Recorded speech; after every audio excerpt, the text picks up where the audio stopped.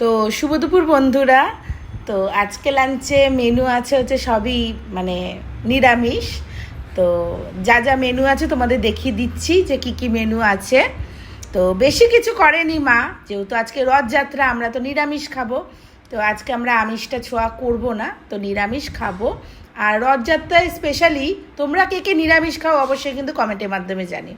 তো যাই হোক, আজকের মেনু তোমাদের দেখিয়ে দিই। ফার্স্টেই দেখো আছে হচ্ছে, আজকে কিন্তু আর ঠান্ডা ভাত নেই, আজকে আছে হচ্ছে একদম গরমা গরম ধোয়া ওঠা ভাত। তো যাই হোক, এটা হচ্ছে গরম গরম ভাত আছে, মা সবে নামালো ভাতটা।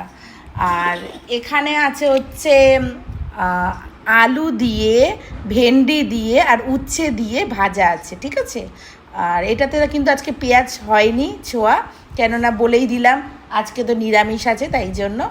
তো আলু দিয়ে, ভেন্ডি দিয়ে, উচ্ছে দিয়ে ভাজা। আর এখানে একটা কাঁচা লঙ্কা আছে।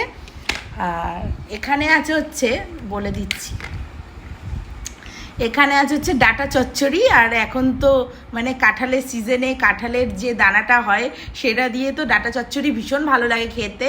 আর বেগুন দিয়েও হয়েছে, যাই হোক এটা ডাঁটা চচ্চড়ি হয়েছে। আর এখানে হয়েছে হচ্ছে পনির হয়েছে। তো নিরামিষে পনির হয়েছে, যেটা নিরামিষভাবে মা পুরো করেছে, লাল লাল করে ঝাল ঝাল করে পনিরটা করেছে, আলু দিয়ে পনিরটা করেছে। তো দেখতেই পাচ্ছ কতটা ডিলিশিয়াস হয়েছে। আর আমার এরকম লাল লাল পনির খেতে খুব ভাল লাগে। তোমরা যদি স্পেশালি পনির আইটেম করো, কিভাবে করো সেটাও অবশ্যই কমেন্টের মাধ্যমে জানিও। আর আমরা তো এইভাবেই করি ভাত দিয়ে খাওয়ার জন্য, অন্যরকমভাবেও করি, আবার অন্য কিছু যদি রান্না হয় সেটা দিয়ে খাওয়ার জন্য আবার অন্যরকমভাবে করি, কিন্তু ভাত দিয়ে খাওয়ার জন্য এটাই করি। তো যাই হোক, আমার তো লাঞ্চের মেনু এগুলোই আছে। তোমাদের লাঞ্চের মেনু কি আছে অবশ্যই কমেন্টের মাধ্যমে জানিও।